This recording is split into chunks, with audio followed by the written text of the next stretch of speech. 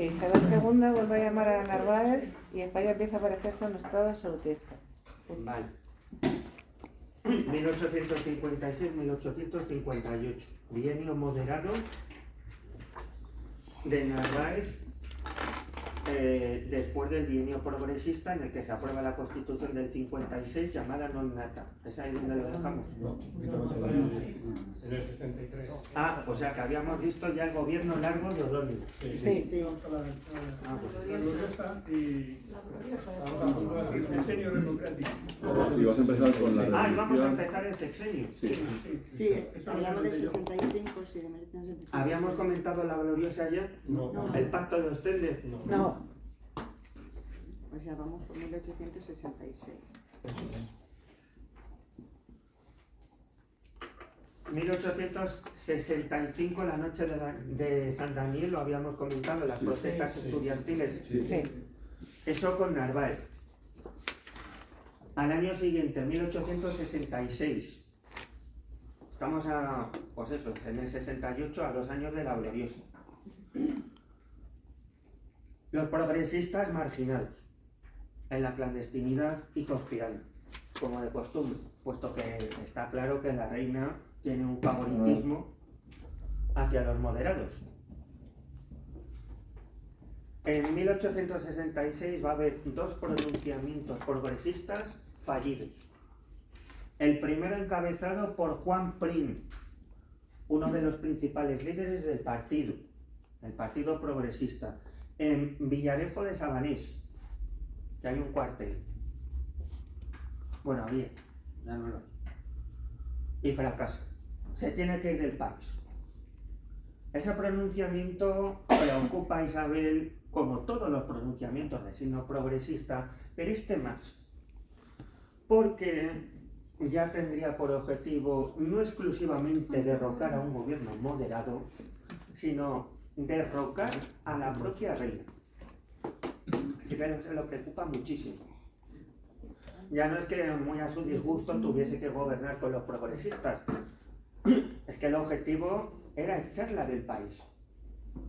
Así que se endurecen las medidas autoritarias. Se limita todavía más, si cabe, la libertad de expresión, de reunión. Aún así, los progresistas lo intentan de nuevo ese mismo año. En este caso, en el cuartel de artillería de San Gil, en Madrid. Voy a ver si me dejan un boli que me he quedado sin- Toma. Ay, ahí tenéis, menos mal, porque me he quedado aquí. Toma. Me ha durado 2 Cuartel de artillería de San Gil, en Madrid. Gracias, nada. En este caso, el máximo responsable es un general de artillería, Hidalgo Quintana. Pero también el pronunciamiento fracasa. Sin embargo, ahora la reina está tan nerviosa, ¿no?, que presiona para que el gobierno adopte medidas ejemplares y definitivas. Van a ser condenados a pena de muerte en consejo de guerra por un tribunal militar todos los implicados directamente en esa intentona en Madrid, 66 fusilados. La mayor parte de ellos suboficiales. Ya sabemos que dentro del ejército hay más afinidad por parte de la suboficialidad al progresismo. Sin embargo, para la reina no es suficiente. Quiere que se fusile a todos los implicados en la intentona a nivel nacional. Más de 1000. No lo va a conseguir.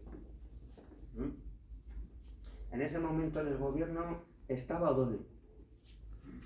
Se planta. Desacata a la reina. Y la reina le retira definitivamente la confianza, forzando la caída de su gobierno. ¿Qué va a hacer entonces la reina, que está más que nerviosa? Viendo que los progresistas van acompañados de un descontento generalizado por parte de las clases populares ya contra ella misma. Empieza a ser una reina muy impopular. Vuelve a llamar de nuevo a los moderados. Queda aparcada definitivamente la ya de por sí muy conservadora Constitución del 45. Y desde esa intentona fallida en el 66 hasta el 68 que triunfa la gloriosa, más que un régimen liberal, es un régimen dictatorial. La Constitución que has dicho, ¿cuál era? La del 45, la que habían aprobado los moderados en la primera década del reinado de Isabel II, que ya decíamos que era el paradigma de las constituciones conservadoras. ¿Y a quién ponen de segunda en el poder? ¿Eh? ¿A quién ponen en el poder? A los moderados otra vez. Pero aquí, ¿qué figura? No me acuerdo exactamente el sucesor de Narváez, pero esto... ¿Eh? O'Donnell después de lo que... Claro, con O'Donnell se distancia definitivamente, porque O'Donnell era de centro derecha, pero no dejaba de ser liberal. Entonces se enfrenta a la reina porque la jefa de Estado pues está actuando de una forma muy represora. Se destituye O'Donnell, pero no sabemos exactamente... Vuelven los moderados. No me acuerdo ahora exactamente de cuál es el sustituto de Narváez. No vuelve Narváez, Narváez. pero vuelve un segundo de Narváez. ¿No? Lo tengo aquí en la cabeza, pero no me sale. González Bravo. González Bravo. Bueno, yo no lo sé, lo sabe Google, ¿eh? Yo no. Eso es González Bravo, que es todavía más autoritario que Narváez. Si es que lo que está sucediendo en esa fase final del reinado es que el régimen liberal se degrada tanto que ya es un régimen abiertamente, hombre, yo no quiero decir dictatorial, pero sí extremadamente autoritario. Así que en esas circunstancias no es de extrañar que se genere un gran pacto conspiratorio, como todas las conspiraciones, en la clandestinidad, desde el exilio, en la ciudad belga de Ostende. El pacto de Ostende. Ostende. ¿Cómo suena? En ese pacto convergen inicialmente los progresistas, ya encabezados por Prim, que recordar había fracasado en Villarejo, y el Partido Demócrata. ¿Os acordáis cuándo surgió el Partido Demócrata? 1849. Se extiende del Partido Progresista, está más a la izquierda del Partido Progresista. La participación del Partido Demócrata va a dar a esta revolución, a la gloriosa, un especial significado, pues eso, democrático. Posteriormente se va a sumar al Pacto de Ostende otro partido clave, de centro derecha, la Unión Liberal. Pero ya no encabezada por O'Donnell, sino por el nuevo jefe del partido, el general Serrano, que es un señor de centro derecha y monárquico. Y que parece ser que fue apodado por la reina el general Bonito en su juventud. O sea que tenía un trato de favor por parte de la reina.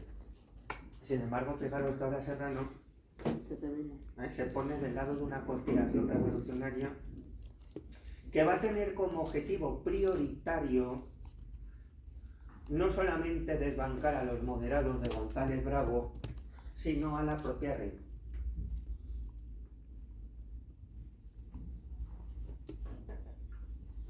Fijaros que tenemos fuerzas de izquierda, fuerzas de extrema izquierda y fuerzas de centro derecha. Y que el Partido Progresista no es republicano, es monárquico, monárquico liberal, como no es la Unión Liberal. Y que el Partido Demócrata no es absolutamente republicano. dentro del Partido Demócrata, ciertamente hay un sector republicano, pero hay otro sector monárquico. ¿De acuerdo? ¿De dónde ves tú la extrema izquierda? ¿Perdón? ¿De dónde ves la extrema izquierda? Pues es una simple cuestión de posicionamiento físico. Si el Partido Progresista es de izquierdas y el Partido Demócrata es más de izquierdas, pues está en el extremo de la izquierda. Así de sencillo.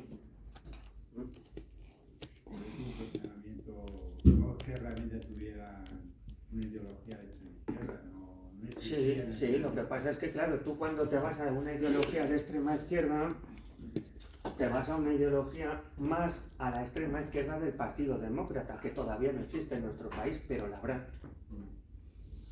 Porque en esencia el Partido Progresista es un partido burgués. Representa los intereses de la pequeña y mediana burguesía. Y el Partido Demócrata también lo es. Es un partido burgués.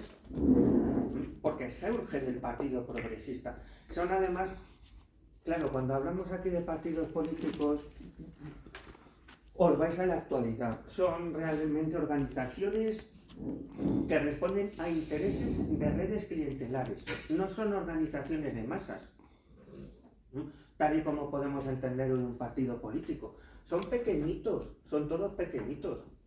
No tenemos un auténtico partido de masas en nuestro país. Dime. ¿Era derrocar a la reina en concreto o derrocar el régimen monárquico? No, ahí he querido incidir yo. La mayor parte de los conspiradores son monárquicos. Lo que quieren es quitarse a la reina. En eso es en lo que coinciden todos. A la reina y a los moderados. Pero mayoritariamente son monárquicos. Eso sí, estos partiditos, porque son todos partiditos, aunque sean los pilares fundamentales de la vida política en su momento, van a contar con una amplia base de apoyo popular.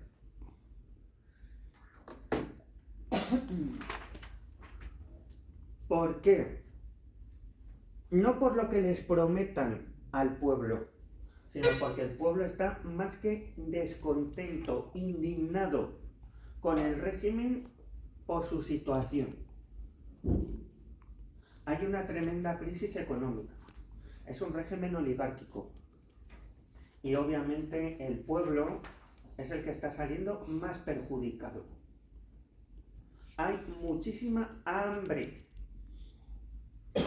que es un motor básico de cualquier revolución y en cualquier época. El pueblo todavía no tiene ideología propia,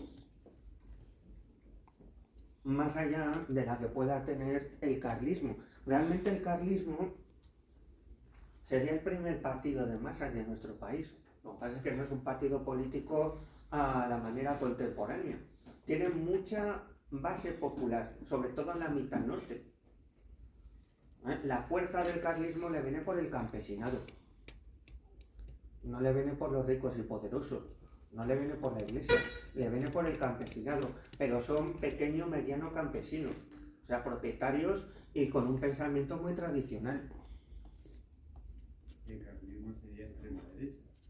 Claro, porque si tú ves que el partido moderado es de derechas y liberal, por muy conservador que sea, el carlismo está a la derecha, es extrema derecha.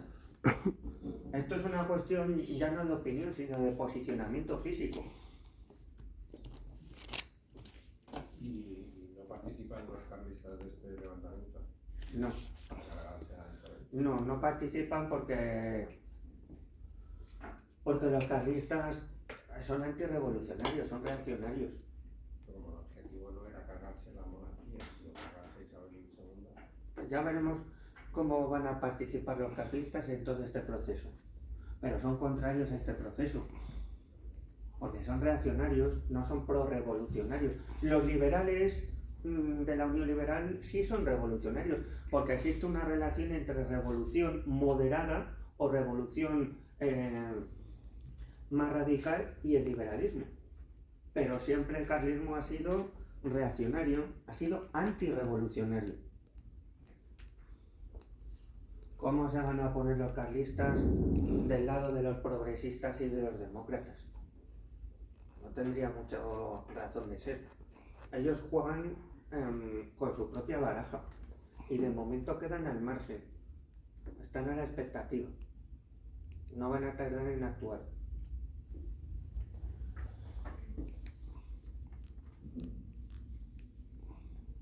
Bueno, pues lo de la gloriosa debe su nombre a dos circunstancias. Va a tomar como modelo de referencia la gloriosa revolución inglesa de finales del 17. ¿Por qué? Porque esa gloriosa revolución inglesa de finales del 17 tuvo dos características. Fue una revolución incruenta, en contraste con la primera revolución inglesa de 40 años atrás, a mediados del 17, que degeneró en una guerra civil. La gloriosa, la de finales del 17, fue incruenta. No hubo derramamiento de sangre, no hubo guerra. Y la gloriosa inglesa de finales del 17 puso punto final en Inglaterra a las tentaciones por parte de la monarquía de convertirse en un régimen absolutista. Con la gloriosa inglesa de finales del 17, lo que se consolidó en Inglaterra es una monarquía parlamentaria, que es el objetivo que persiguen la mayor parte de las fuerzas políticas que se adscriben al Pacto de Ostende, no todas, porque ya hemos visto que hay un sector del Partido Demócrata que no quiere una monarquía parlamentaria. El concepto de monarquía parlamentaria va a ser entendido en esa gloriosa como una monarquía democrática. Es una cesión que van a tener que hacer los progresistas y los unionistas al Partido Demócrata, que es más pequeñito que ellos, pero que es el que garantiza el apoyo popular. ¿Entendéis la situación? ¿O no la entendéis? Pues, ¿puedes repetir eso? A ver, el Partido Progresista ya hemos visto que no es demócrata. No es demócrata porque defiende un sufragio con un censo amplio, pero no universal. Y la Unión Liberal tampoco es demócrata, es un partido de centro-derecha. El único partido, que es el más pequeñito, que defiende abiertamente un sufragio universal masculino es el Partido Demócrata, que es el que en su programa incluye medidas más favorecedoras para el pueblo. ¿Lo entendéis ahora un poquito mejor? Sí. Va a ser siempre una cesión a los demócratas para garantizar que los demócratas movilizan a la clase popular. Monarquía parlamentaria va a ser entendida como monarquía democrática. Y de hecho así va a venir recogida en la Constitución que salga de esta revolución. España se configura en una monarquía democrática, sobreentendida que parlamentaria, tal y como viene definida en nuestra Constitución actual, la de 1978. Esto no es una monarquía constitucional, es una monarquía parlamentaria democrática. ¿Entendéis?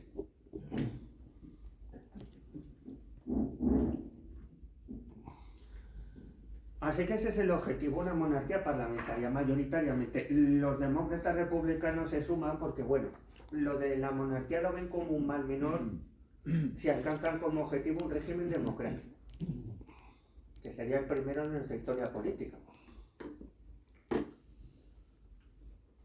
Más cuestiones. La gloriosa inglesa de finales del 17 fue incruenta. Esta gloriosa de 1868 española se presenta como incruenta, pero ciertamente no es del todo preciso, porque hubo algunos brotes revolucionarios muy violentos, que luego va a saber frenar Prim.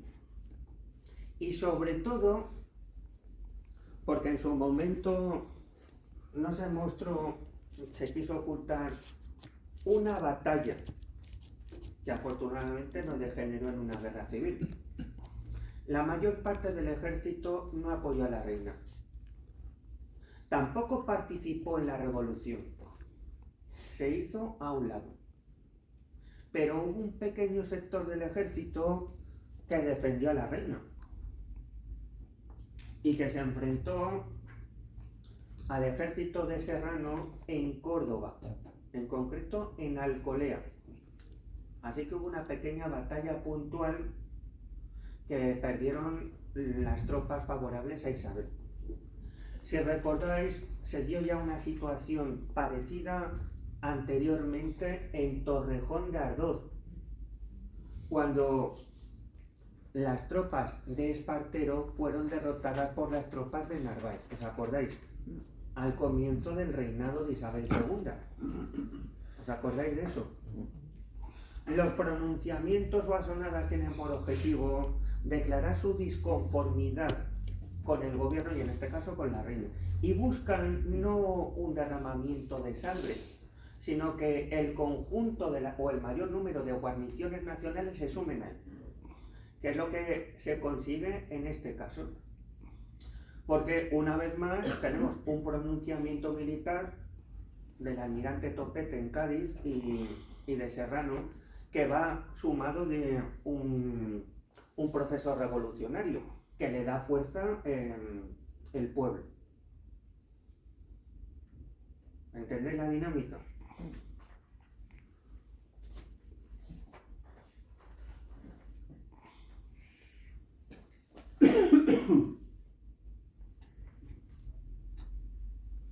Entramos pues en el sexenio democrático como consecuencia del triunfo de esta gloriosa y el derrocamiento y exilio de la reina, de su familia y del partido moderado.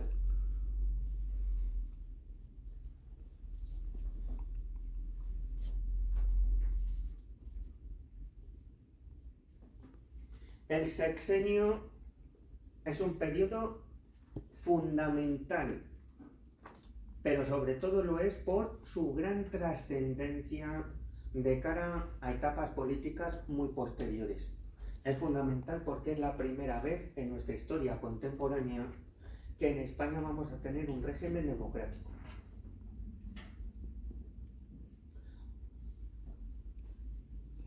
Pero ciertamente el triunfo de la revolución y el advenimiento de la democracia en nuestro país no supusieron un periodo de estabilidad política, sino más bien todo lo contrario.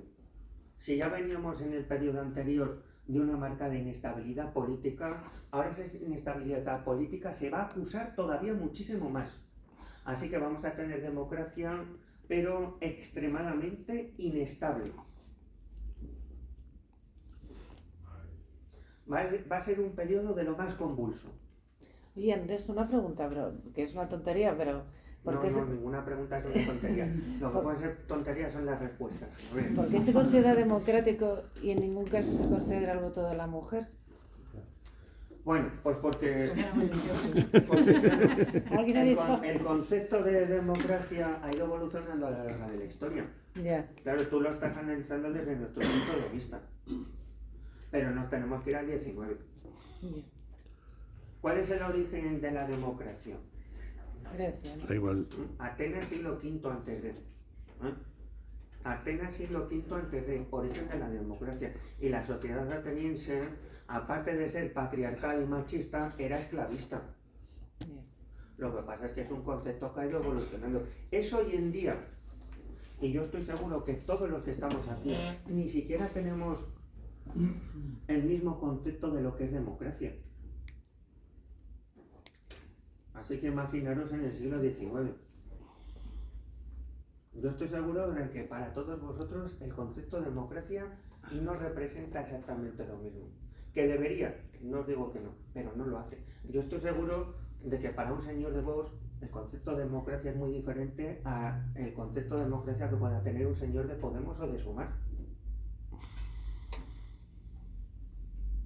Así que imaginaros en el 19. Todavía no ha surgido el sufragismo, ni siquiera en los países más desarrollados, no ha surgido el feminismo. Eso surgirá a finales del 19. Pero ahora, pues estamos, yo siempre les digo a mis alumnos, hay que entender el 19 como un siglo rabiosamente clasista, machista y racista. Eso era de lo más normal. Y nadie empieza a cuestionarlo hasta finales del 19. Era lo normal. Nadie lo cuestionaba. Disculpa. Sí. Una pregunta, si no te importa. Si no he entendido mal, estos tres partidos políticos que generan al final la gloriosa representan a, digamos, las élites burguesas, ¿no? Claro. Y la clase noble y eclesiástica, ¿qué papel juegan en ese momento? La Iglesia no va a ver nunca con buenos ojos una revolución. Pero ¿no tratan ellos de contraponer a estos tres partidos alguna otra organización o algún...? Está el carlismo, pero el carlismo está al margen. Ya vendrá su oportunidad, que va a ser fallida, pero ya vendrá su oportunidad un poquito más adelante. La Iglesia nunca ha visto con buenos ojos un proceso liberal revolucionario. Lo que pasa es que en ese momento no tiene capacidad de interponerse. Ya veremos cómo va a evolucionar la Iglesia en relación a ese sexenio democrático y las trabas que va a poner. ¿Alguna otra cuestión? Si es que aquí no había tradición liberal, tampoco había tradición democrática. Así que la gente no acaba de entender en qué consiste eso. Y la mayor parte de la gente además no era de la clase media, porque no existía la clase media. Hombre, sí existía, pero era minoritaria. Se supone que un régimen democrático estable debe contar en su estructura social ¿con qué? Con una amplia base de clase media y trabajadora acomodada. Aquí no había. No había un desarrollo cultural y educativo suficiente. Esas son premisas fundamentales para la estabilidad democrática. Así que eso es muy difícil de que cuaje. La mayor parte de la gente que pertenecía al proletariado, mayoritariamente rural, antes que industrial, urbano, apoya la revolución sencillamente porque quiere mejorar sus condiciones de vida. Quiere dejar de pasar hambre. Y pare usted de contar, no tienen ideología propia. Cuando se les dé la oportunidad de votar en un sufragio universal, no van a ir a votar. Ahora lo vamos a ver. Es que claro, a veces intentamos entender ese periodo desde nuestro punto de vista sin hacer el esfuerzo de ponernos en cómo eran las cosas y cómo se pensaba entonces.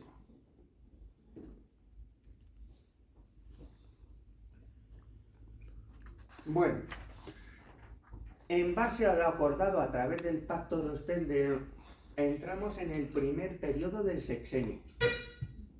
Un gobierno provisional, añado yo, de carácter revolucionario, resultado del entendimiento de ese pacto conspiratorio. Estaríamos en el primer periodo.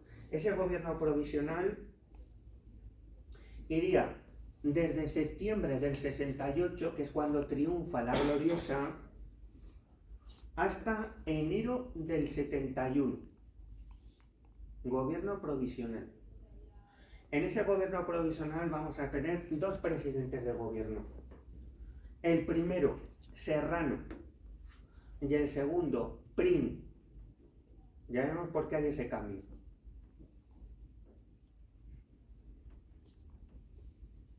A partir de enero del 71 entraríamos en la segunda fase del sexenio, que iría de ese enero del 71 a febrero del 73. Dime. Otra pregunta. ¿Isabel II ya no está? Isabel II se ha tenido que ir a Francia. ¿Y quién está? Nadie. El gobierno provisional, revolucionario. Y no hay ni Pero están en monarquía. ¿Perdón? No hay ni república ni monarquía. Es que eso es lo que... Ahora estoy haciendo la introducción a la periodización. Luego vamos a explicar qué sucede en cada uno de estos periodos, ¿entiendes? Porque lo importante, yo siempre les digo a mis alumnos, imaginaros que os preguntan en el examen algo y no sabéis. Si al menos tenéis clara la periodización, podéis defenderos. Aunque no sepáis nada del periodo que os preguntan, podéis argumentar. Este periodo está entre este otro periodo anterior y el periodo posterior. Es lo que estamos viendo ahora. Primer periodo, gobierno provisional. Segundo periodo, como digo, entre enero del 71 y febrero del 73. Si calculáis es un poquito más de 2 años. Ese segundo periodo se corresponde al reinado de Amadeo I de Saboya.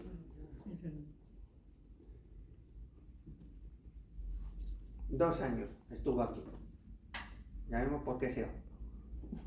Tercer periodo, y por cierto, último periodo del sexenio democrático, de febrero del 73 a enero del 74. Así que si hacéis un rápido cálculo son 11 meses. Ese tercer y último periodo del sexenio se corresponde a la Primera República de carácter federal y democrática. Eso significa que, para cerrar, el sexenio iría de septiembre del 68 a febrero del 73. Perdona, a enero del 74. Desde enero del 74 a diciembre del 74, enero-diciembre del 74, ese año 74, termina el sexenio democrático, es decir, el sexenio revolucionario, pero no termina la Primera República. Lo que termina es la Primera República en su fase federal y democrática, dando paso en ese 74 a la Primera República en su fase unitaria dictatorial. ¿De acuerdo? Ya sé que ponéis cara de extrañeza, pero luego lo vamos a explicar.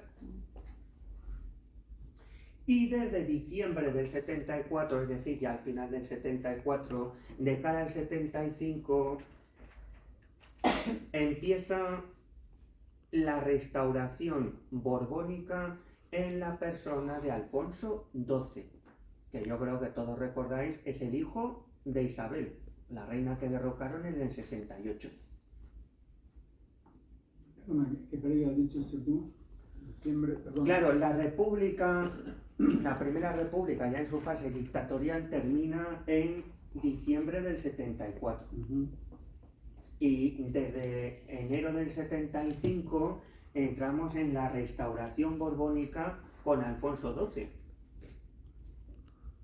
La restauración se conoce así. Perdona, el sexenio se da por acabado cuando se da la restauración.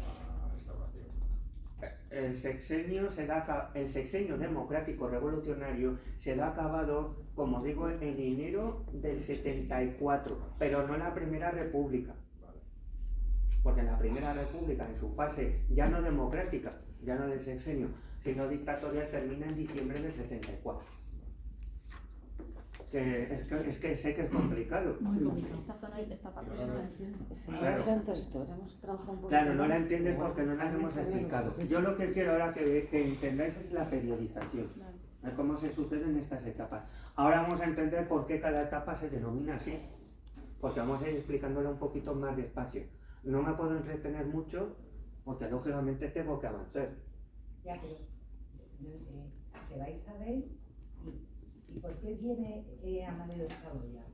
Pues es que es lo que quiero explicar ahora. A ver, es una introducción. Ahora vamos al contenido. En los manuales, en las monografías, normalmente en los capítulos hay una introducción y luego se desarrolla el contenido. esquemita ahí. Un esquemita de Sí, pero es que si Nos no entretenemos. hacer esquemas no Ya, avanzamos. no, que tuviéramos Repito como muy por encima la periodización. Septiembre del 68, enero del 71, gobierno provisional. Segunda fase, enero del 71, febrero del 73, reinado de Amadeo.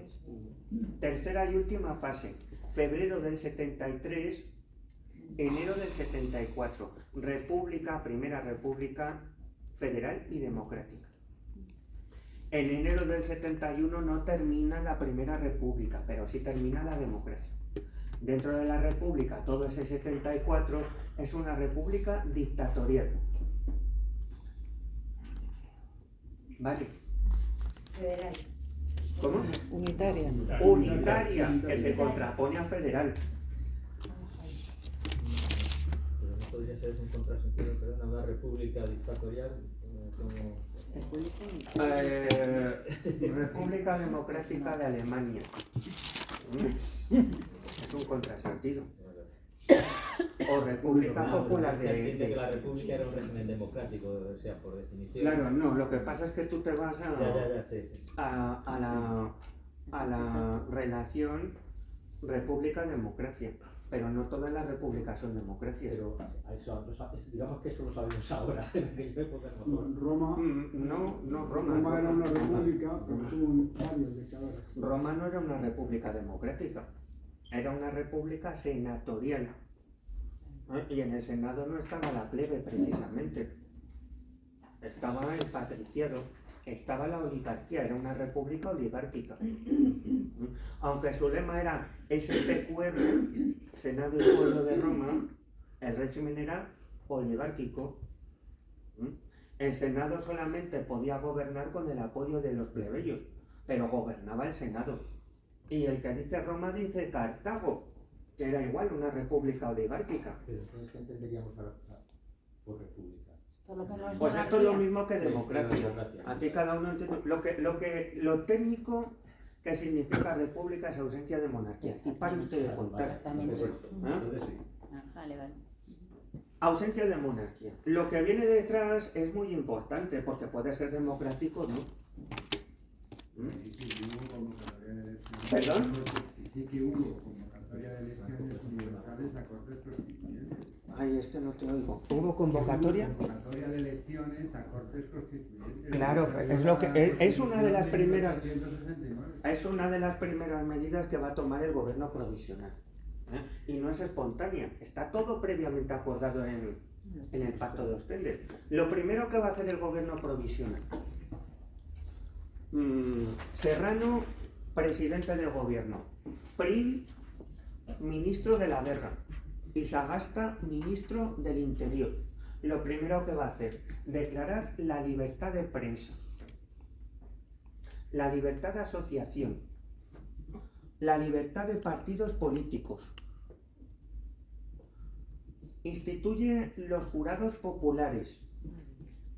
Y a continuación lleva a cabo una convocatoria a elecciones generales por sufragio universal masculino a mayores de 25 años para que se constituya un nuevo Parlamento constituyente.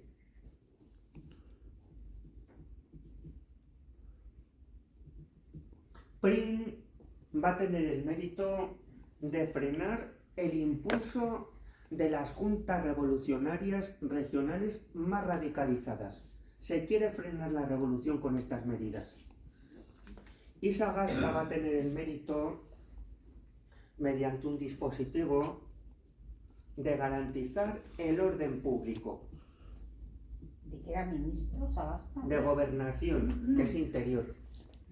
Sagasta y Prim son del Partido Progresista. Y el presidente del gobierno es Serrano.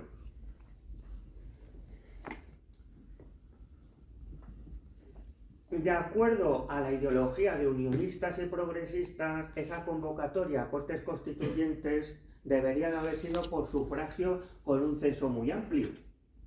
Pero como concesión al Partido Democrático, fue una convocatoria por sufragio universal masculino. Eso significa que en esas elecciones, por primera vez, van a tener oportunidad de participar todos los varones españoles mayores de 25 años. Pero no van a acudir masivamente a las urnas. ¿Por qué? Va a haber un elevado índice de abstención electoral. Pues porque, como he dicho antes, los jornaleros y los obreros no están movilizados ideológicamente. Han contribuido a la revolución, pero lo que esperan de los políticos, de los señoritos, como los llamaban, es que mejoren desde el nuevo gobierno su situación. Eso significa que el Parlamento constituyente que emane de este proceso electoral será el primer parlamento democrático de nuestra historia. Y como su carácter es constituyente, el proyecto que se elabore, discute y aprueba de constitución en ese parlamento será nuestra primera constitución auténticamente democrática, que será la de 1869.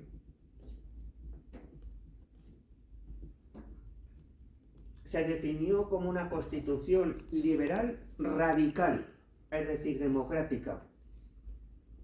Y se define como modelo de régimen político en nuestro país la monarquía democrática parlamentaria.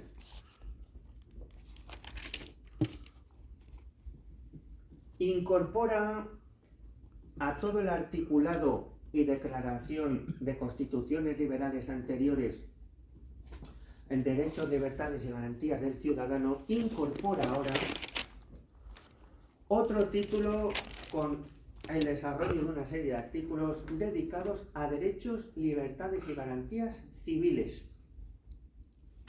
Muy amplio. ¿Y qué interés podían tener en que fuera una monarquía si ya estaban en una república? No te has enterado. No, No están en una república. Es que os vais a indisoluble unión democracia y república. Lo que se está generando ahora es una monarquía democrática, no una república democrática. Pero ya no tienen reina, está exiliada. ¿No? Esto se ve Claro, pero la Constitución dice que tiene que haber un rey. Lo que pasa es que ese rey tiene que ser democrático. Vale. Entonces, cuando se apruebe la Constitución, las Cortes automáticamente van a dejar de ser constituyentes y convertirse en Cortes ordinarias.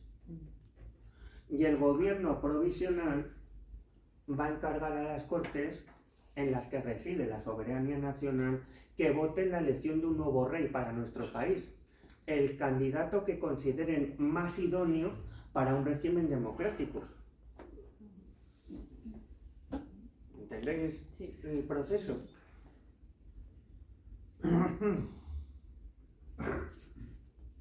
Candidatos. Bueno, se me ha olvidado una cosa importante. Esta Constitución del 69 es la primera vez que reconoce la libertad religiosa en nuestro país. La libertad de asociación, el pluralismo político, la libertad de expresión, la libertad de... O sea, es muy democrática. Y a pesar de reconocer la libertad religiosa, que es la primera vez, eso le escandaliza a la Iglesia, y de no reconocer expresamente la confesionalidad del Estado, sí que incluye que el Estado queda obligado a sostener a la Iglesia. No se declara aconfesional. Aconfesional, pero por lo tanto queda obligado a sostener a la Iglesia. No es ni confesional ni laico. Si no hace esto, pues posiblemente no sabemos qué hubiera pasado, pero ya de por sí contaba con el rechazo de la Iglesia, y el que dice la Iglesia dice de una parte muy importante de la sociedad española. Si no recoge que el Estado queda obligado a sostener a la Iglesia, pues no sabemos qué hubiera pasado.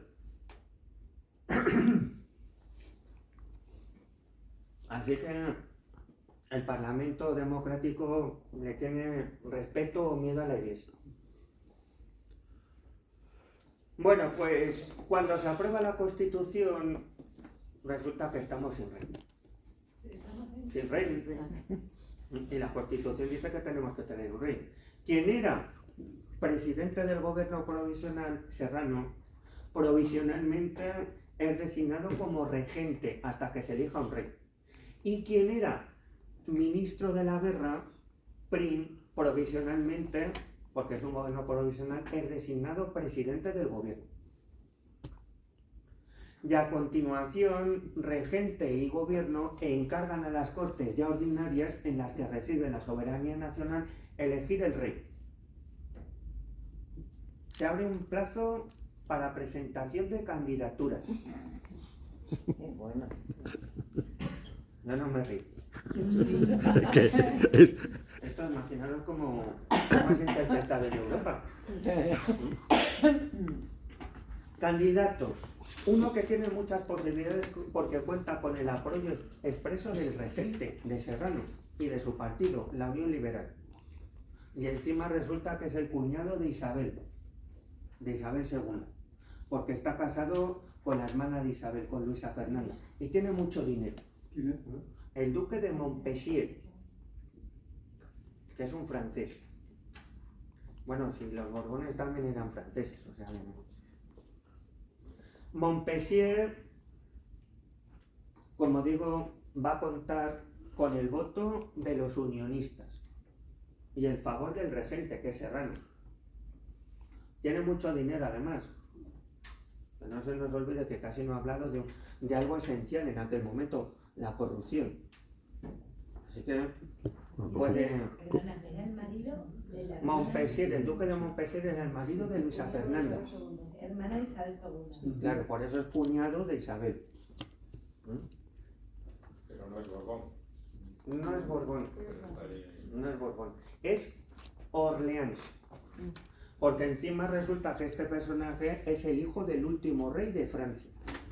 El último rey de Francia fue Luis Felipe de Orleans, que fue un rey liberal conservador y que fue derrocado por la Revolución Francesa de 1848. Pero tiene mucha influencia en Francia. Sin embargo, no cuenta con el favor de Prim, de los progresistas, ni los de los demócratas. E incluso no cuenta con el favor de un amplio sector del partido moderado, que es pro-borbónico. Ni siquiera cuenta con el favor de Isabel II, que ha sido derrocada y está en el exilio, porque en un duelo asesinó a un primo de Isabel II, que era Borbón. Es un personaje muy prepotente, muy soberbio.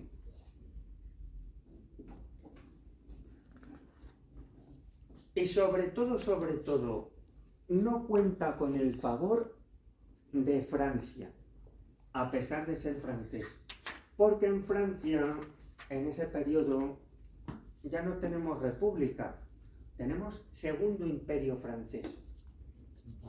Y el jefe de Estado es Napoleón III, que es de la casa Bonaparte, que es rival de la casa Orleans. Así que sin el favor de Francia, que en la práctica está actuando como potencia tutelar de España, no hay nada que hacer. Francia, a través de Napoleón III, va a mediar diplomáticamente, va a presionar y no sabemos si va a sobornar para que muchos diputados no elijan a Montpensier. Otro candidato, don Fernando de Coburgo. Este hombre es alemán. Don Fernando de Coburgo es regente de Portugal en ese momento. Es viudo de la reina de Portugal. Es el candidato que cuenta con el apoyo en primera instancia de Prim y también es del agrado de los demócratas. De los demócratas que no son republicanos. Ya hemos dicho que hay demócratas republicanos y demócratas monárquicos. Le consideran el candidato oportuno como nuevo jefe de Estado español porque tiene un talante liberal progresista. Sin embargo, don Fernando de Coburgo retirara su candidatura. Y lo hará por presiones diplomáticas del Reino Unido, que también actúa, nos guste o no, como potencia tutelar de España. ¿Por qué el Reino Unido no quiere que ese Coburgo se convierta en nuevo rey de España? Porque en caso de hacerlo supondría la segunda Unión Ibérica. La primera fue en época de Felipe II. Y la primera Unión Ibérica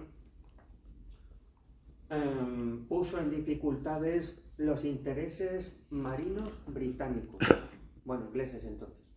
Así que ni por asomo Gran Bretaña quiere ahora una nueva Unión Ibérica. Considera que es prioritario sus intereses ultramarinos. Otro candidato, don Leopoldo de Hohenzollern. Este es alemán también, en concreto prusiano. Es sobrino de Guillermo I, que entonces todavía era rey de Prusia. Este va a ser el candidato por el que va a apostar Prim en segundo lugar, ya que Coburgo, Fernando de Coburgo ha retirado su candidatura. Pertenece a la dinastía Hohenzollern y el reino de Prusia, frente a lo que muchos de vosotros pensáis, en aquel periodo fue un paradigma del liberalismo. Porque para empezar, el concepto de Estado social fue por primera vez aplicado por Bismarck, que era el canciller prusiano. Y ya en el reino de Prusia había un sufragio universal masculino. Lo que pasa es que nosotros, por deformación de los aliadófilos, pensamos que Prusia era una monarquía muy tradicional. Este apellido tiene algo que ver con la... Hohenzollern, la dinastía Hohenzollern, que Hola. siempre ha estado primero en el ducado de Prusia y luego en el reino de Prusia y luego en Alemania. Y luego en Marbella. Sí. Y Burila. Sí, sí. No sé si he respondido a tu pregunta. Sí. Hohenzollern. Lo que pasa es que Hohenzollern no cuenta con la aprobación de Napoleón III. Napoleón III está muy preocupado por el ascenso de Prusia, porque Prusia está encabezando el proceso de unificación alemán y ya ha derrotado a Austria.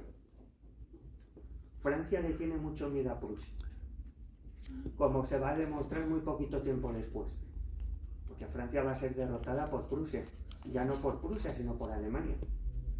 Así que Napoleón III presiona diplomáticamente para que esta candidatura se retire. Y la candidatura finalmente se retira. La retirada de esta candidatura generó un grave incidente diplomático entre Prusia y Francia, que provocó la guerra franco-prusiana, 1870, y que generó el derrumbamiento del Segundo Imperio francés y el derrocamiento de Napoleón III, y que consumó la unificación de Alemania, que conllevó la proclamación del Segundo Reich, el Kaiserreich, y a partir de entonces Guillermo I Hohenzollern ya no solo fue rey de Prusia, sino que fue Kaiser de Alemania. Y en Francia el Segundo Imperio dio paso a la Tercera República. Así que fijaros lo que genera la retirada de esta candidatura española. Otro candidato, el general Espartero, que ya está mayorcete el hombre. Espartero, a fin de cuentas ya había sido regente y presidente del gobierno. Cuenta con el apoyo del sector más derechista del Partido Progresista. ¿Pero le iban a nombrar rey? Pues había progresistas que estaban por Espartero. Espartero no lo tenía muy claro. De hecho, no quería ser candidato. Sin embargo, se votará su candidatura en las Cortes.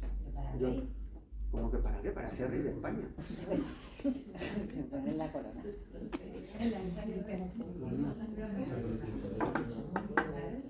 Y otro candidato. ¿Eso no era por nacimiento, los reinados?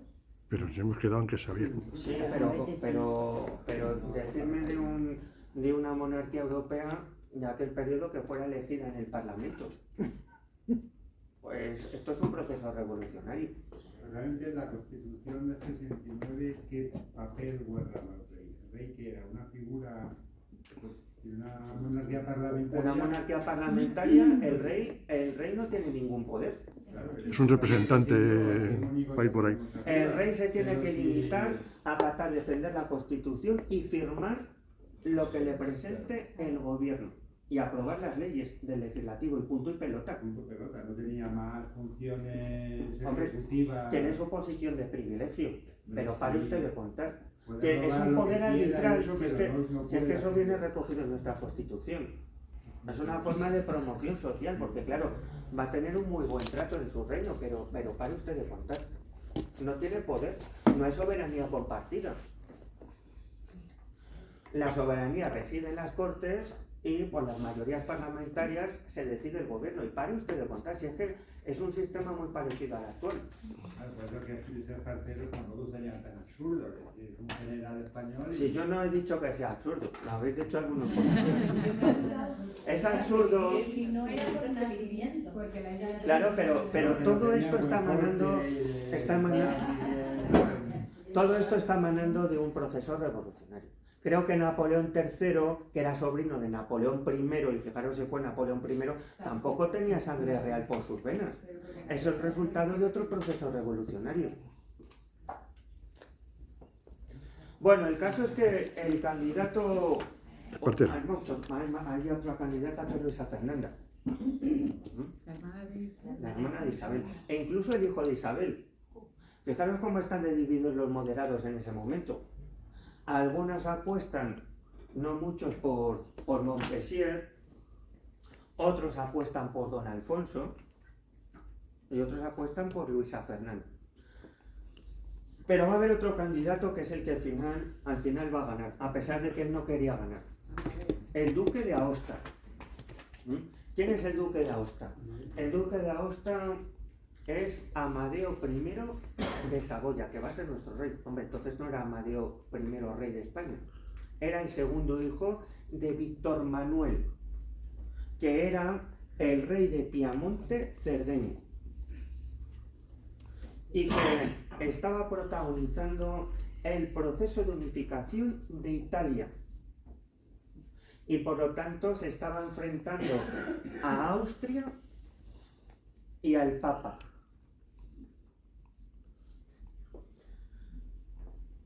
Por el duque de Aosta van a apostar en tercera instancia PRI, la mayor parte de los progresistas y los demócratas monárquicos.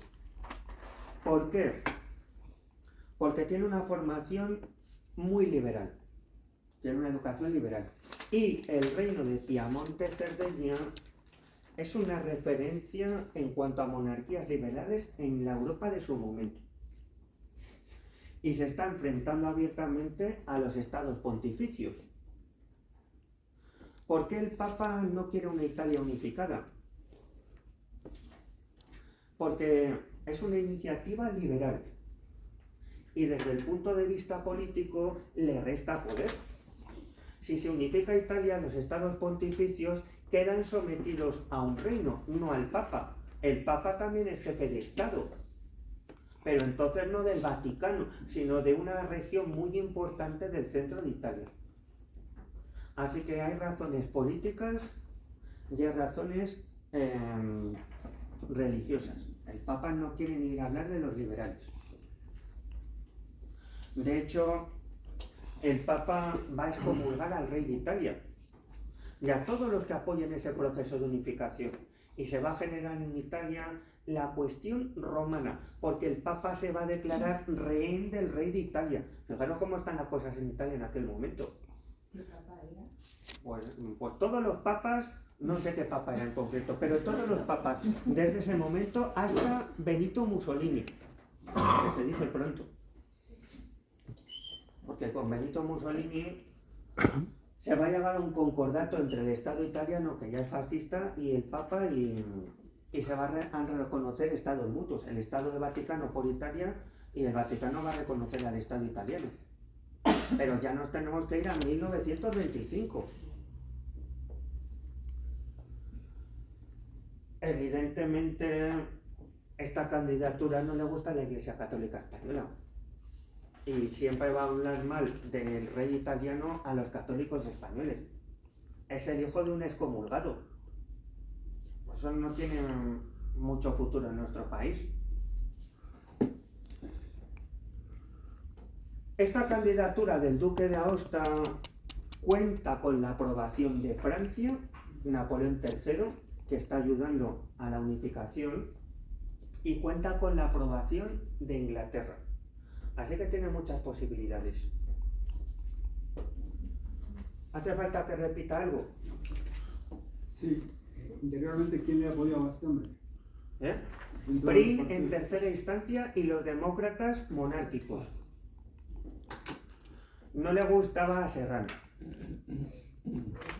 No le gustaba a Serrano, no le gustaba a algunos progresistas muy de derechas que apoyaban a Espartero, y no le gustaba a los demócratas republicanos, pero es que claro, a los demócratas republicanos no les gusta ningún candidato aspirante al trono español. Ellos han hecho la revolución en aras a que más pronto que tarde se proclame aquí una república. ¿Alguna otra duda? Si puedes enumerar otra vez los hitos que provoca Sí. la guerra franco-prusiana, o sea, me he quedado solo con la unidad de Alemania. No me extraño. A ver, la retirada de la candidatura de Leopoldo generó un grave incidente diplomático que provocó la guerra franco-prusiana, la consiguiente derrota de Francia, el derrumbamiento del segundo imperio francés. El primer imperio francés fue el de Napoleón, el segundo imperio francés es el de su sobrino Napoleón III. El derrocamiento de Napoleón III, la proclamación en Francia de la Tercera República, que es con la que Francia va a llegar hasta la Segunda Guerra Mundial. Y en el caso de Prusia, la culminación del proceso de unificación alemán, convirtiéndose Guillermo I, rey de Prusia, en Kaiser de toda Alemania. Alemania en aquel periodo era el Imperio Alemán, el Segundo Reich, y se conocía dentro de Alemania como el Kaiserreich. ¿De acuerdo?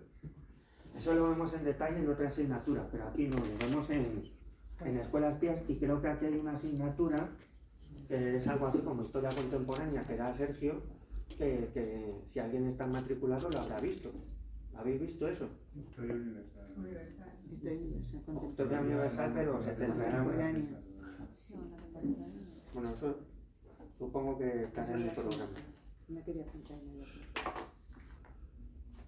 Estaba buscando aquí, en este mare magnum que tengo de papeles,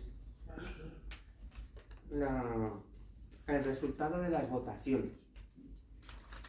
Quería ser preciso, pero no quería decirlo de cabeza. Se parece un poco a las votaciones de Eurovisión. En total había 133 diputados. La candidatura de Amadeo tuvo 193 votos. 193 votos. ¿Cómo es eso? 193 de 133. Pues entonces, ¿cómo? A ver, ¿qué he dicho mal ahora? El número será al revés. Diputados no pueden ser 193. A ver, en total hay 133 diputados con Vale. derecho a voto. ¿Y cómo consigue 193? ¿Hasta 193? No. No, que me he equivocado. Bueno, son 333 diputados. Ahora sí. Vale, eso sí. Es que no, como no sé dónde está el dato. Espera un segundo. segundito para intentar ser más preciso. De Amadeo.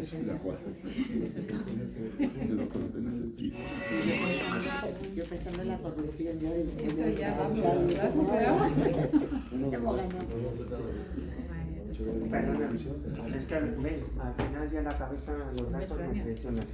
En total tenemos 311 diputados 311. presentes, porque algunos no estaban presentes porque pues, algunos republicanos no quisieron votar. De esos 311 diputados, 191 fueron votos a favor de Amadeo, 27 a favor de Montpensier, 8 a favor de Espartero, 2 a favor de Alfonso de Borbón, que a partir de 1875 será Alfonso XII, 1 a favor de Luisa Fernanda, es decir, la hermana de Isabel. Todos estos votos son monárquicos, pero mayoritariamente a favor de Amadeo.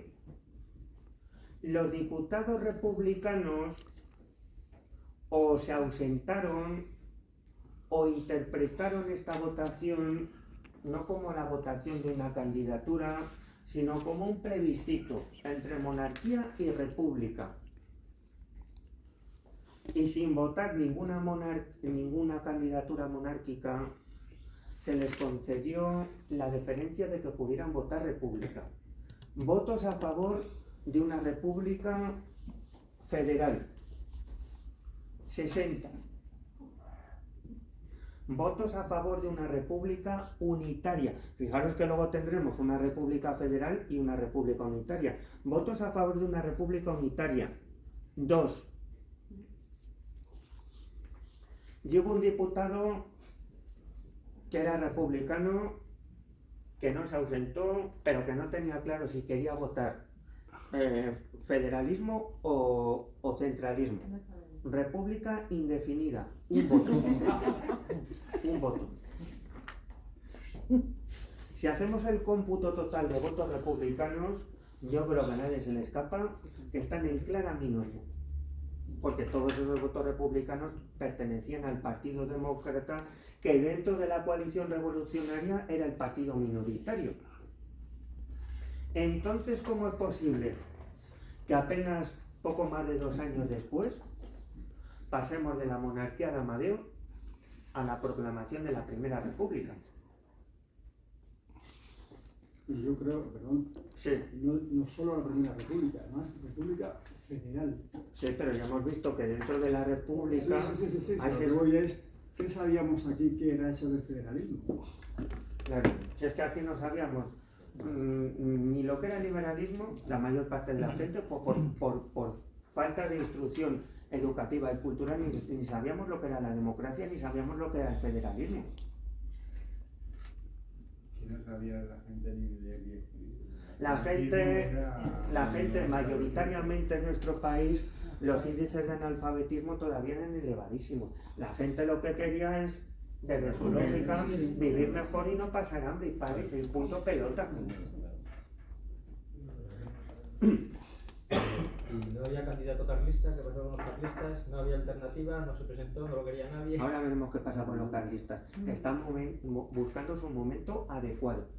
Los carlistas ya hemos visto que rechazan todo este proceso revolucionario democrático, porque es liberal y democrático. Porque ellos están a la derecha de todo esto, más a la derecha de los moderados. Pero vamos, parece una oportunidad de oro para... Ahora va a venir su oportunidad de oro. ¿Por qué? Perdona, ¿tenían representación en el Parlamento los carlistas? No tenían representación. No, se les fijaros que la tienen los moderados. Se les ofreció porque había libertad de partidos políticos, pero no se identifican con esto y no participan de las elecciones. Ojo, lo cual no quiere decir que no haya muchísimo apoyo al carlismo. Porque hemos dicho que hay un elevadísimo índice de abstención electoral. Ahí podemos colocar a los carlistas que no van a votar, no presentan candidaturas. Y ahí podemos colocar también a los jornaleros y a los obreros que no van a votar. ¿O es que pensáis que había legislación laboral y que la patronal les iba a dar unos 4 horas para votar, ¿no? Eso es impensable.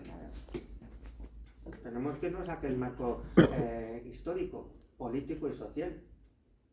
Pero es que aunque se les hubiera dado esa oportunidad, tampoco hubieran ido a votar, porque no tenían un partido propio. Todavía no había ideología de clase trabajadora. Es ahora con la libertad de expresión y de asociación cuando va a llegar a nuestro país el anarquismo, que nunca va a tener un partido político, sino una organización sindical, y va a llegar el marxismo. Y no en este periodo, pero al principio del periodo siguiente, ya con la restauración borbónica, se fundará el primer partido obrero. Hace falta que os diga cuál es. Eso es. ¿No? Que ahora ya de obrero no sé lo que tiene. Pero entonces en sus siglas se recalcaba que era un partido obrero.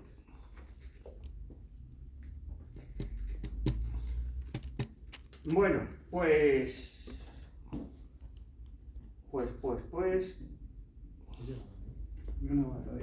¿Cómo vamos de hora? Bien. Vale.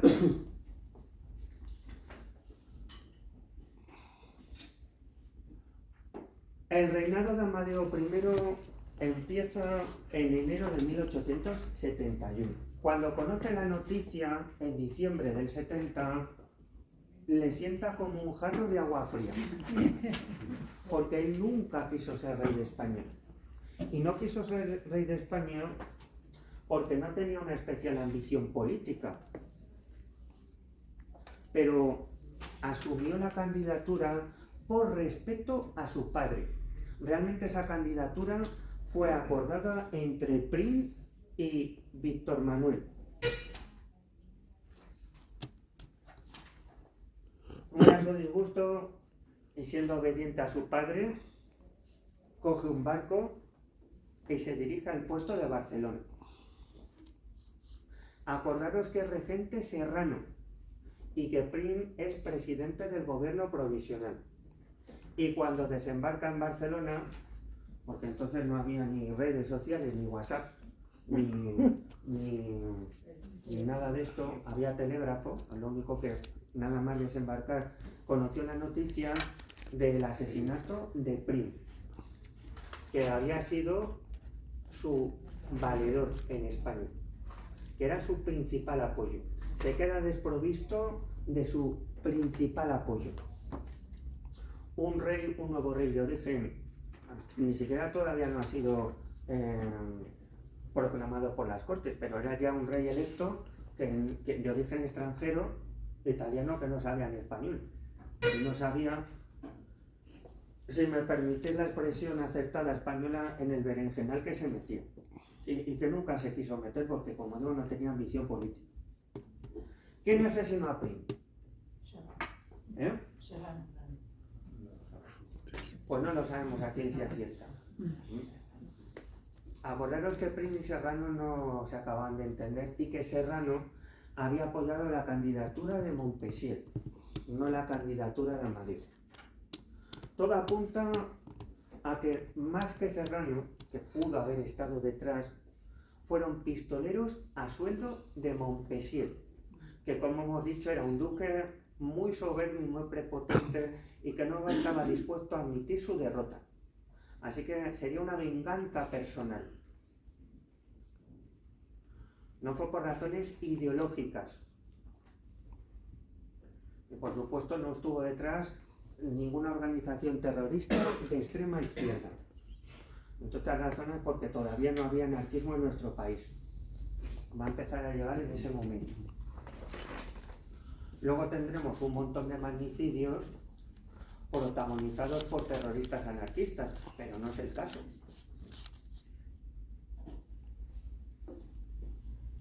Prim había sido clave por dos razones.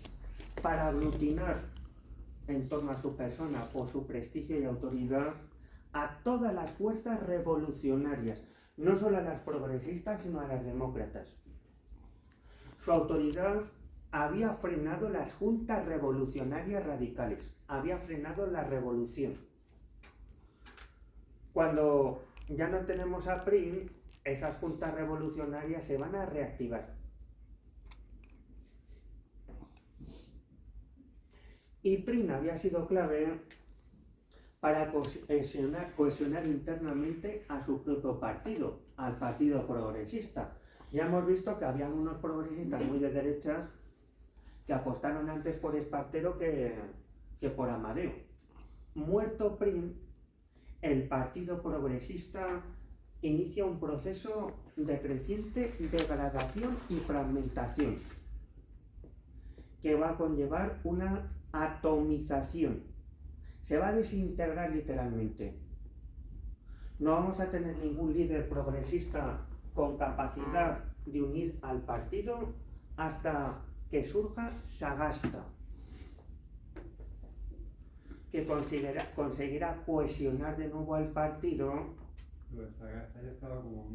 Sí, pero es un pequeño líder en ese momento. Todavía no es el nuevo líder del partido en el que se va a convertir el antiguo Partido Progresista, se va a reconvertir en el Partido Liberal Fusionista, porque va a fusionar todas las tendencias en las que se dividió el antiguo Partido Progresista.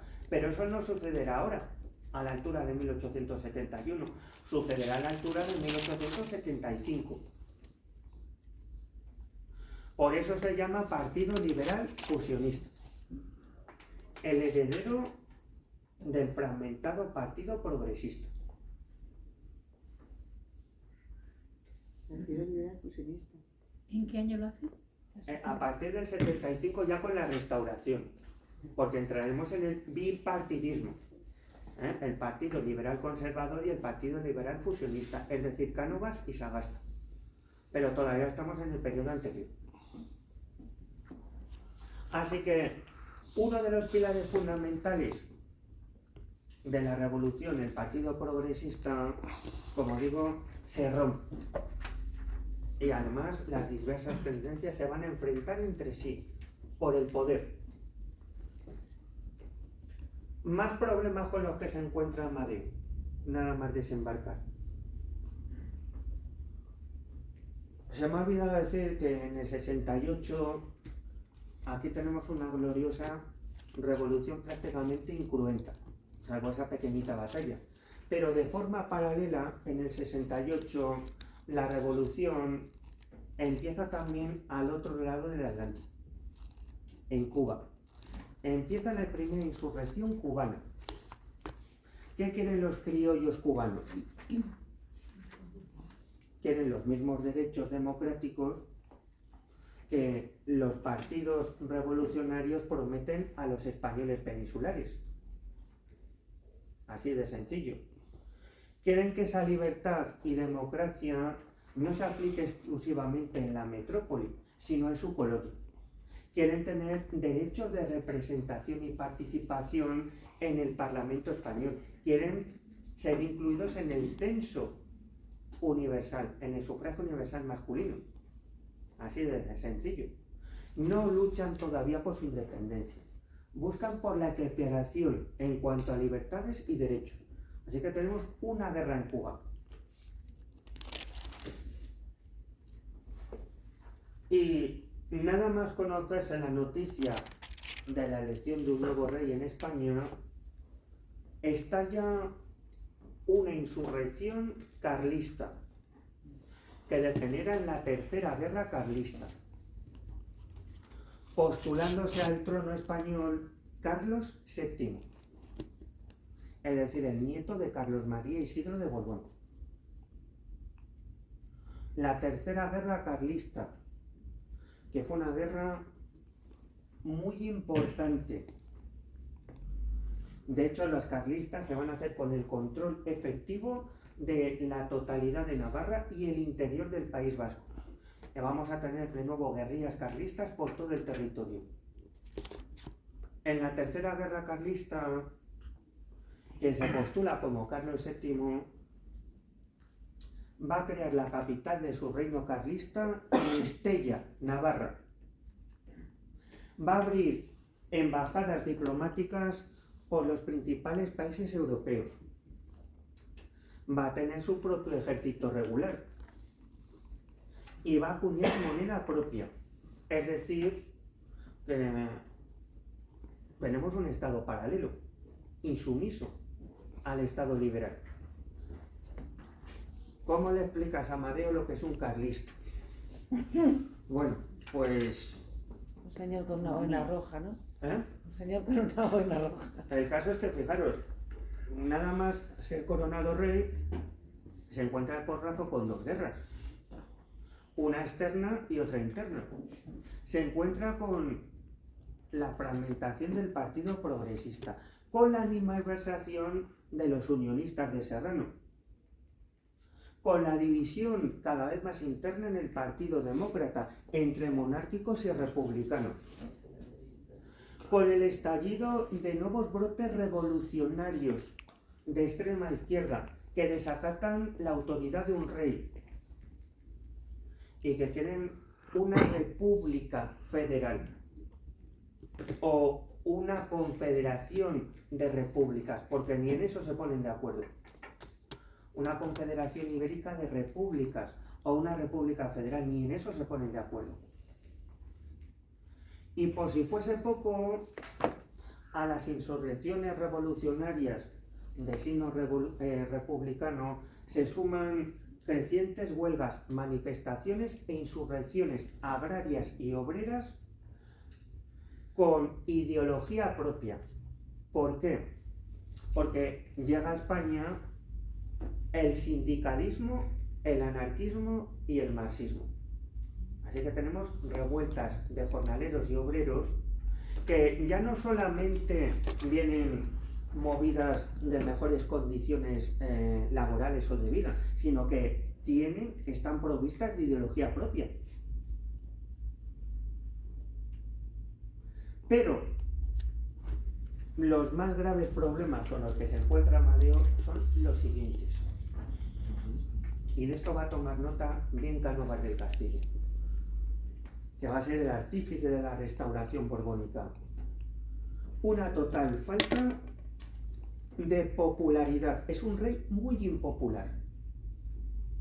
Y desde entonces en nuestro país, hasta la más rabiosa actualidad, una premisa fundamental que dota de estabilidad a la monarquía es que tenga la suficiente popularidad. Si la monarquía se vuelve impopular, está en grave riesgo. Y Amadeo ya empezó con muy mal pie en ese sentido, porque era un rey muy impopular. Como, si os dais cuenta, lo fue al final de su reinado Isabel II. Un factor clave del triunfo de la Gloriosa es que era una reina de lo más impopular, y eso le costó el puesto. Como va a ocurrir con Alfonso XIII, un rey muy impopular, y ese factor va a favorecer mucho el advenimiento de la Segunda República. Cuando la popularidad de don Juan Carlos se resintió discretamente, pues ya sabemos que fue relevado de su puesto. No abdicó, abdicó de una manera un tanto irregular y se tuvo que ir del país. No, pero simplemente su hijo. Funcionalmente. Sí, pero bueno, ya sabemos que los motivos que provocaron esa abdicación están en relación directa a su creciente impopularidad, porque él no quería abdicar. Se le aconsejó que abdicara, porque si no, eso podía resentir lo que es la institución en sí, más que a su propia persona. Ha escrito un libro. Sí. Porque encima ha escrito un libro. Y dice que lo ha hecho bien todo. Sí, pero vamos a ver, ese libro que yo no he leído. ¿Ya lo has leído? No, que no he leído. No tengo tiempo ni para comer. Ni de descansar por las noches. Ese libro, pues como todas las memorias, sean de quien sean, pues es un documento subjetivo. Entonces, no digo que no se lea, pero no tiene un valor científico ni objetivo, es subjetivo porque son unas memorias. o no va a hablar mal de él o le va a costar mucho hablar mal de él. Y va a contar lo que quiere contar y no va a contar lo que no quiere contar, como cualquier memoria de cualquier personaje. Todos tenemos nuestros trapos sucios. Sí, pero es más. ¿Eh? Es más. No es comparable. Lo que pasa es lo que la historia se repite. La historia se repite. Que la historia se repite. Y que estos borbones que son. Bueno, yo ya no me quiero meter. Hacer bien, hacer bien. Ah, en la lista, gracias por recordarme. Por Pues, y favor, ya- recordarme lo de la lista al principio, que si no me regaña el secretario. Grupo 1, gracias. Y ya son las 11 ya.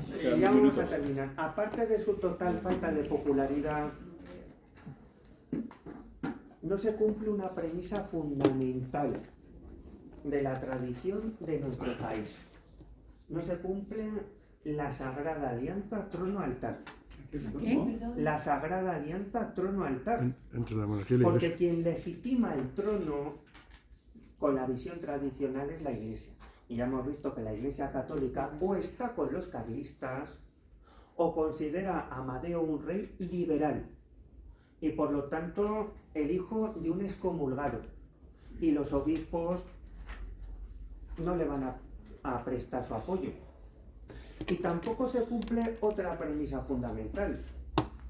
El rey es el jefe de todos los ejércitos y solamente un pequeño sector del ejército le aprueba. La mayor parte del ejército no le aprueba. Así que sin el apoyo del pueblo, sin el apoyo de la iglesia y sin el apoyo del ejército, Tenía crudo el hombre. un rey extranjero que no sabe ni español empieza con más que un mal pie. Y no es de extrañar que finalmente, de forma honesta, porque además no tiene ambición por el poder, pues presente su abdicación y se vaya del país. Aunque muchos le consideran un chaquetero y un traidor y un cobarde. Y que tiró la toalla muy fácilmente, pero eso es una cuestión de opiniones personales. ¿Cuánto tiempo está? 2 años. En 2 años, 6 gobiernos. 6 gobiernos y 3 elecciones generales. Imaginaros cómo estaba el país. Perdona, ¿6 gobiernos o 3? En 2 Seis. años, 6 Seis gobiernos y 3 elecciones generales. A las que la gente no va a votar. Ya me parece un buen nombre para 2 años. Pero era impopular por desconocido, porque no se podía tener mala imagen de él. Era impopular por desconocido y era impopular porque quien le hace popular habla mal de él. ¿Y quién le hace popular? La iglesia. Y si la iglesia pues habla mal de él, pues el pueblo que es católico pues ya no le reconoce como su propio rey. Bueno, pues muchas gracias. Gracias a ti. El próximo día